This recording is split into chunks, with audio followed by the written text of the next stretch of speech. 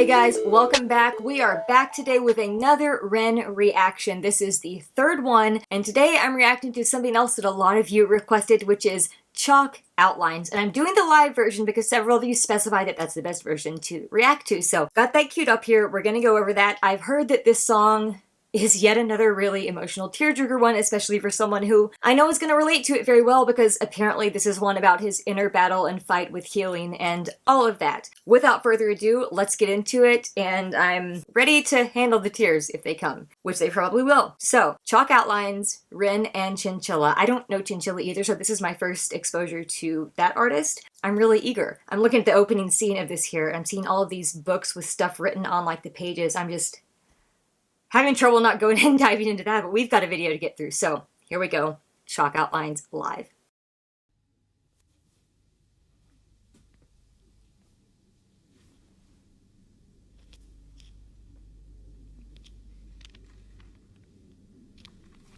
What's he looking through?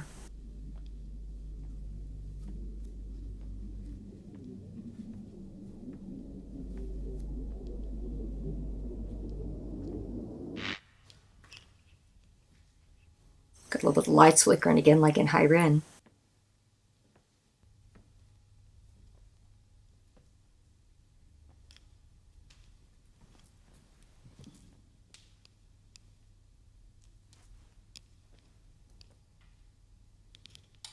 Pausing it very quickly just to say that without saying a word right here, he is saying so much by the no music in the background, by the kind of faint buzzing sound, by the fact that you can hear his footsteps, you can hear every little movement that he makes. It's just adding so much suspense and building this sense of like, what are we getting ready to go into here? What are we getting ready to witness?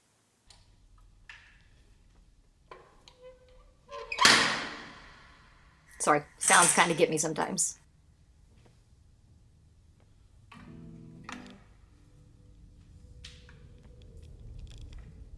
Oh, he got the guitar.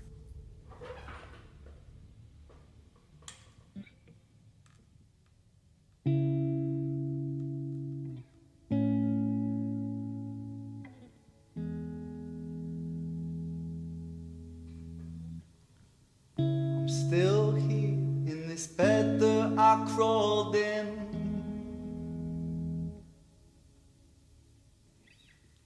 I hope that I'm someone else in the morning.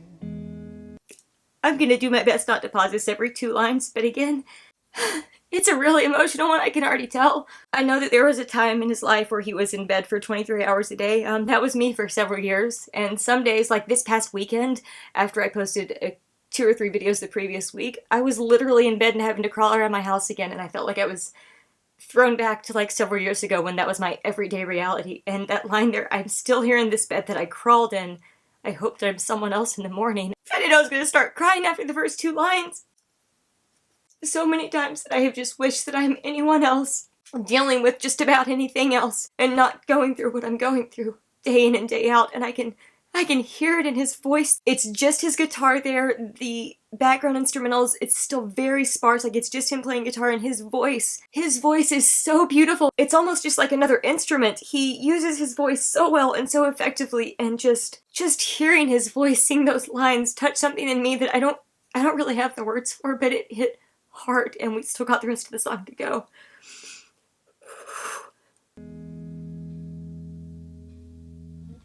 So take this one, wash it down and you'll be fine. Then walk around in a floating chalk outline.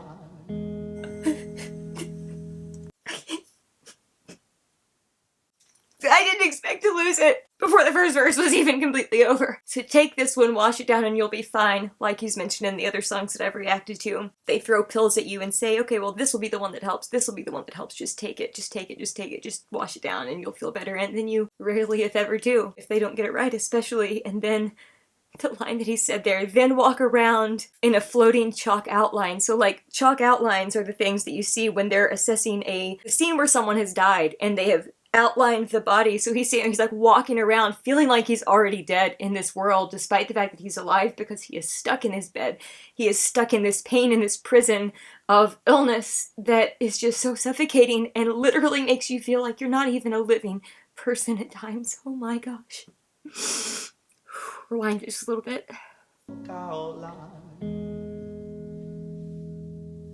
So it goes, let it be. Oh, that voice is so... In the gallows, balanced on my toes so I can breathe. But so it goes, let it be. In the gallows, I balanced on my toes so I can breathe. That's a direct call out to the line in High Ren, I think, where he says, you know, he's talking about hope. That some people know me as hope. Some people know me as the voice that you hear when you loosen the noose on the rope. So that's it. He's bringing that imagery back in here, saying that when he was in the gallows, when he felt like he was either being killed by not being able to get a correct diagnosis and therefore his illnesses were killing him, or the medical industry as a whole was killing him, or that he was so desperate that he almost was at the place where he was just gonna do it himself. He was still balancing on his toes so he could breathe. And that also ties into the imagery from Sick Boy, where he's talking about having your throat slit, and then he's talking about like rapping with a cut throat, and the breath imagery in that song. It just balanced on my toes so I can breathe. I think we're getting ready to get into the chorus, so let's see what we got. Balanced on my toes so I can breathe. But little by little, bit by bit, I push it back down with a new habit. If not for long, just for a while, I'll bury myself with a great big smile. Oh my, oh my, we trace ourselves in these chalk outlines. Oh my, oh my, erase ourselves in these chalk outlines. Okay, let's talk about that chorus for a second. But little by little, bit by bit, I push it back down with a new habit. And I think there's a double meaning to that too, because he goes on to say, if not for long, just for a while, I'll bury myself with a great big smile. I think the double meaning here, I push it down with a new habit, meaning sometimes he can get to his music, sometimes he can get engaged in some kind of new hobby, new activity that is able to, if even just for a moment, give him a smile, give him a sense of purpose, give him a sense of not only just pain and suffering.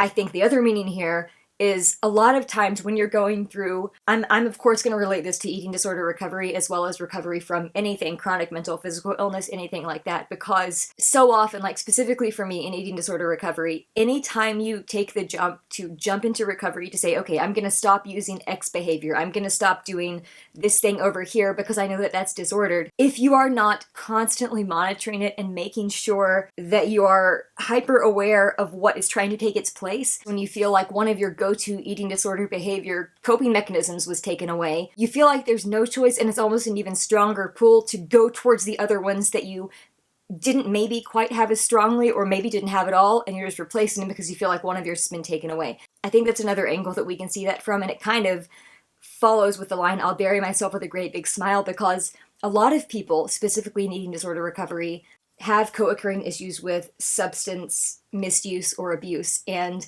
a lot of times people will recover from their eating disorder only to fall into substance abuse and addiction. And I'm not saying that that's the exact scenario he's describing here, but that imagery of pushing back down all of the, whether it's all the pain, whether it's all of the side effects from the other meds that you're taking, whatever it is, pushing all that back down with a new habit, in this case of the double meaning imagery, the habit being something addictive, like drugs, alcohol, whatever, and then you're burying yourself with a great big smile. Okay, well, you might die, but you're already feeling like you're walking around as a dead person in the world, so at least you're gonna die with a smile on your face if you're indulging yourself in those other negative habits because you let go of the one. There are so many different layers that could be there. Those are the two that stuck out to me, and I love that he tied that through that whole first part of the chorus. And then he goes on to say, oh my, we trace ourselves in these chalk outlines. Oh my, erase ourselves in these chalk outlines. And chalk by nature gets erased, gets washed away, disappears, all of that. So we think that we're trying to fit this mold that was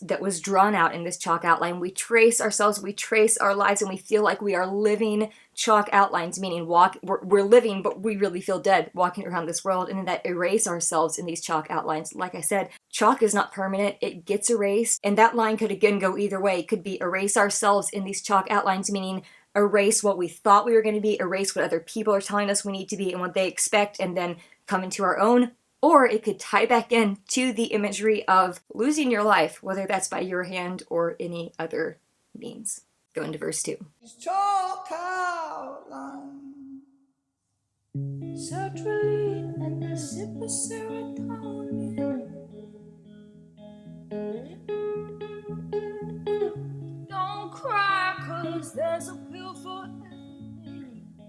Oh my gosh. So her first couple lines there, sertraline and a sip of serotonin, don't cry because there's a pill for everything. Sertraline is the generic name for the brand name Zoloft, and a sip of serotonin, you know, she's saying you take the pill, you're taking a sip of water, that's automatically going to get that serotonin in your brain, except those medications weren't ever necessarily meant to be used long-term, and that doesn't mean that there aren't uses for them. There are definitely people who need these type of psychotropic medications and do need to stay on them long-term. That is completely valid. I have had to use them in the past for reasons. They did not work out for me because it was not the right reasons. However, I have many people in my life who are on them and see major success, so I'm not making this a completely like anti-meds video, but I also relate here so deeply to being told there's a pill for everything. And again, the double meaning there. First of all, first exposure to Chinchilla, and her voice is, to have a stupid play on words, Chinchilla's voice is chilling. Please forgive me for that. She said, you know, don't cry because there's a pill for everything. Could be from the perspective of like, well,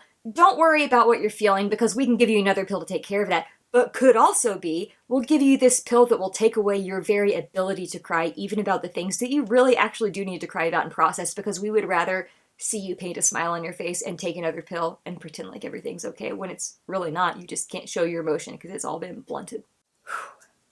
Take this one, wash it down and you'll be fine.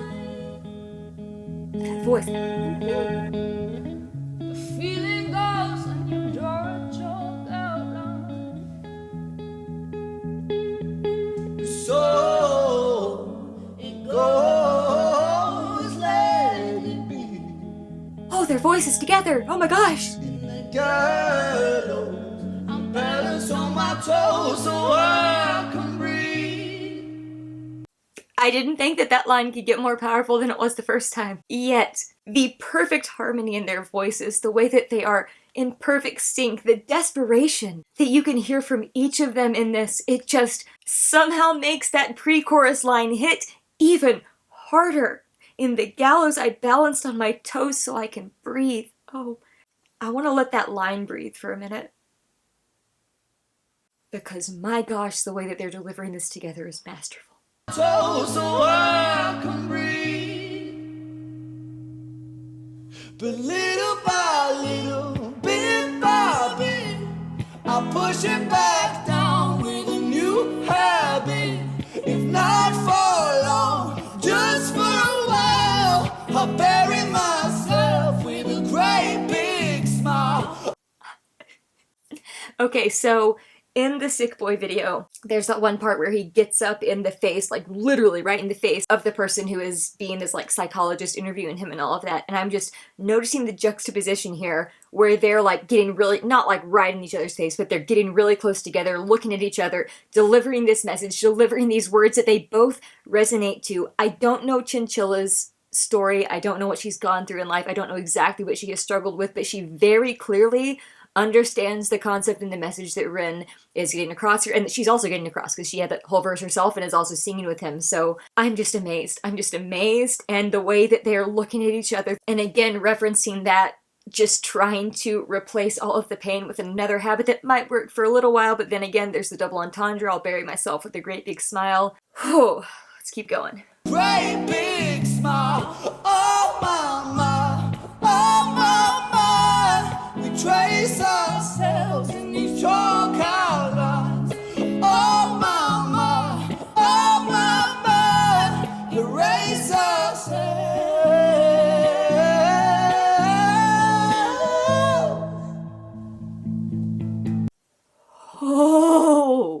their voices were going there on the word selves, just taking it up and up and up and up and to the transition there, and you think that there's going to be like a big drop transition, but instead all of the instrumentals drop out, and it was just quiet there for a minute, which honestly made that even more powerful. But I just heard him start to pick a little bit on the guitar, so I had a feeling we're getting ready to get that big drop now. So again, gonna rewind it so we can get the transition, but oh, that escalation in their voices there, just on that end of the word ourselves was, my gosh.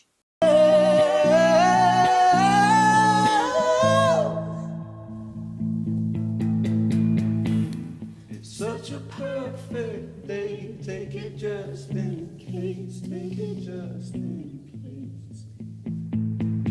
I'm scared of being okay, 'cause all things change. All things change. Okay, I can't. Oh my gosh. All right. So, first part of the bridge. Hold on. It says, it's such a perfect day. Take it just in case. Take it just in case. I can't explain to you the desperate desire that when you have a day where you're not just completely consumed with pain and suffering, where you have a day where maybe you're a little bit more functional and you're able to do more than you typically can, you want to throw yourself into that with everything that you have. And the flip side of this is that when you have chronic illness and you do that, you then usually pay the consequences for overextending yourself, because your body doesn't have the reserves to really give you the energy you needed to do whatever the thing is, but you sure as heck can't justify in your mind letting a day where you're feeling even a little bit better go by without you just trying to take it in and doing whatever you can do. And I'm honestly dealing with a lot of this right now. The next two lines, that I'm scared of being okay because all things change, all things change. As of the day I'm recording this, I had a really rough weekend recently where a lot of my old Lyme symptoms had started to return in ways that they really haven't for years, literally 3 or 4 years since some of these symptoms have gotten as bad as they were. And it really spoke to that concept of being scared of being okay, because those particular symptoms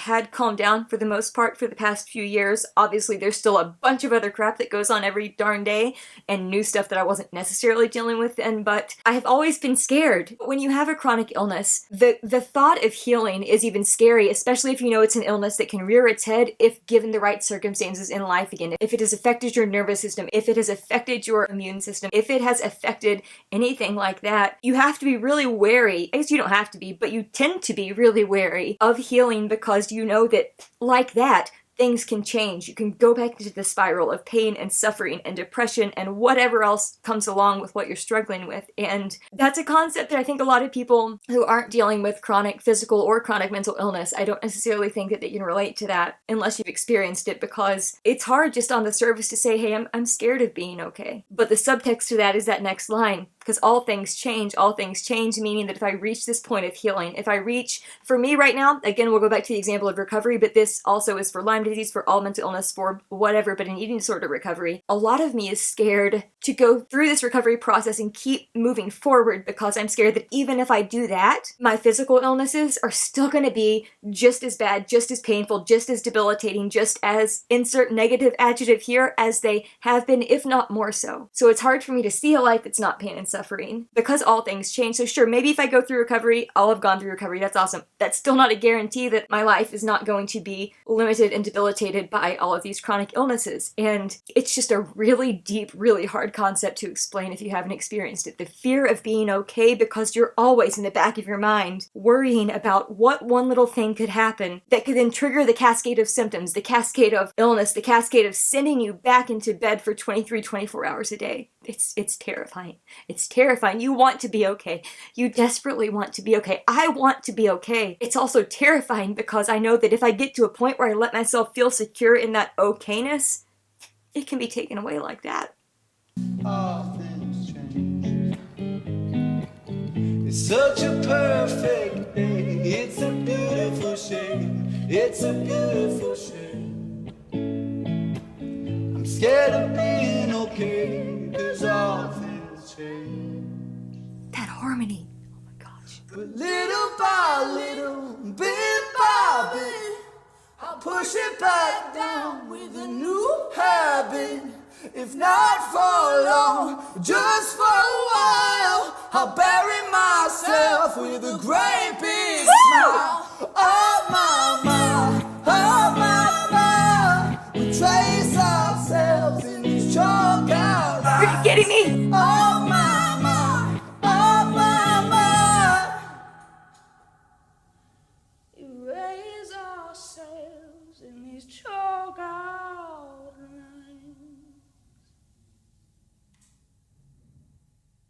Oh my gosh.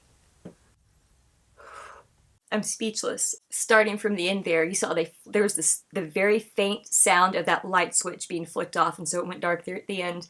I did not want to pause it in that last chorus when they were both singing that because it was so emotional, because it was so powerful, because their voices, I'm amazed with how well their voices just meshed together, with how powerful their harmonies were, with how much you could tell they were each intent on getting this message across, even to people who haven't experienced firsthand. I think that their delivery of this would help people be able to at least tap into it a little bit, even if they don't have firsthand experience. Oh my gosh, guys, that was amazing. That, again, I see why this was one of the top 2 songs that you recommended. Really glad that I reacted to it. Really glad that I'm now able to listen to 3 of his songs, because I've been listening to Hi Ren on repeat since I did that reaction, and while I'm finding it really hard because I'm really impatient and I want to go through all of his music, I am saving them until I can film legit first reactions, because I always like doing first reactions. I'm not going to share a reaction video that's not like an initial reaction and call it a reaction, because to me that's not a reaction, that's like a response, but that's beside the point.